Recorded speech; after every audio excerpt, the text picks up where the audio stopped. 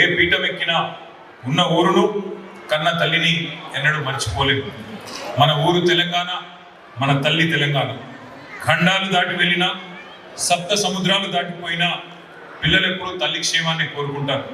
అందుకే తెలంగాణ గడ్డ మీదనే కాదు, ప్రపంచంలో ప్రతి ప్రదేశంలోనూ తెలంగాణ బిడ్డల మధ్యనే రాష్ట్ర అవతరణ దినోత్సవాలు జరుపుకోవాలని, ఆప్యాయంగా అందరినీ కలవాలని నిర్ణయించుకున్నాం. అందులో భాగంగా గత ఏడాది అమెరికాలోని డాలస్లో తెలంగాణ ఆవిర్భావ సంబరాలను ఘనంగా జరుపుకున్నాం. ఈసారి మలేషియా తెలుగు కమ్యూనిటీ మధ్యన, తెలంగాణ కమ్యూనిటీ మధ్యన ఈ వేడుకను జరుపుకోవడం చాలా ఆనందంగా ఉంది. మీరందరూ ప్రవాసులు కాదు, ప్రతి క్షణం తెలంగాణ తల్లి హృదయ నివాసులు అనే మాట నేను విజ్ఞప్తి చేస్తాను. రాష్ట్రం పుట్టినరోజు, తెలంగాణ సంఖ్యలు తెంచుకున్న రోజు, స్వరాష్ట్రమై స్వేచ్ఛ వాయువులు పీల్చిన రోజు, ఎన్నో దశాబ్దాల ఎదురు చూపులు ముగిసి ఎన్నాళ్ళలో వేచిన ఉదయం ఎదురైన శుభదినం. తమ ఊపిరి వదిలి పోరాటానికి ఊపిరిలుదిన అమరులను ఈ సందర్భంగా మనం స్మరించుకోక తప్పదు. అసలు ఇక్కడ ఈరోజు ఇంతమంది ఒక సెలవు దినం పిల్లలతో సహా ఇక్కడ కలుసుకుంటున్నామంటే ఎవరు మనం, ఏంది మన మధ్యన అనుబంధం, ఇది ఒక్కసారి గుర్తు చేసుకోవాల్సిన అవసరం ఉంది. తెలివాహ నది నీళ్లతో తడిసిన మాగాణంలో వేల సంవత్సరాల కిందట మొదలైంది మన కథ. తెలివాహ అంటే గోదావరి నది. ఆ తెలివాహ ఒడ్డున ఉన్న మాగాణమే తెలిగానగా ఆ తర్వాత తెలంగాణగా మారింది. గోదావరి, కృష్ణ ఈ రెండు జీవనదుల మధ్యన విలసిల్లిన ప్రాచీన నాగరికత, ఆ నాగరికతకు నవీనమైన వారసులం మనం. ఆ నదుల నీళ్లు తాకి పెరిగిన వందల తరాల బంధువులం మనం. ఇతిహాసాల కాలం నాటి కథ మనది. మహాజనపదాల యుగంలో మనుగడ సాగించిన అస్మక జనపదం నాటిది మన అస్తిత్వం. మన చరిత్ర మహోన్నతం, మన ఆనవాళ్ళు అతి పురాతనం.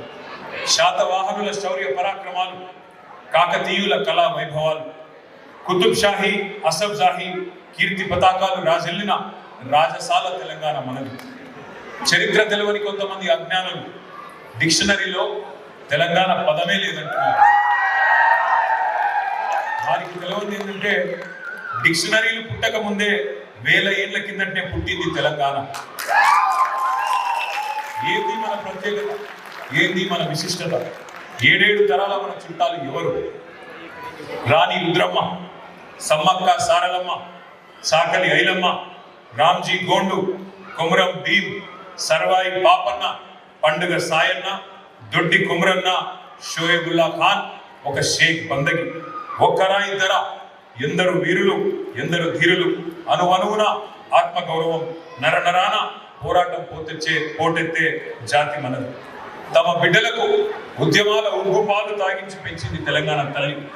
ప్రతి తరంలో ఏదో ఒక రణం, సాయుధ పోరాటాలు, ప్రజా ఉద్యమాలు, త్యాగాలతో తడిచి సారవంతమైన సమాజం తయారైంది. మన ఊరు పేరు ఉద్యమం, ఇంటి పేరు చైతన్యం. పోరాటాలే కాదు, కళాకారులు, చిత్రకారులు, వాగ్గేయకారులు, వైతాళికులు వర్ధిల్లిన సాహిత్య సాంస్కృతిక మాగాణం మనది.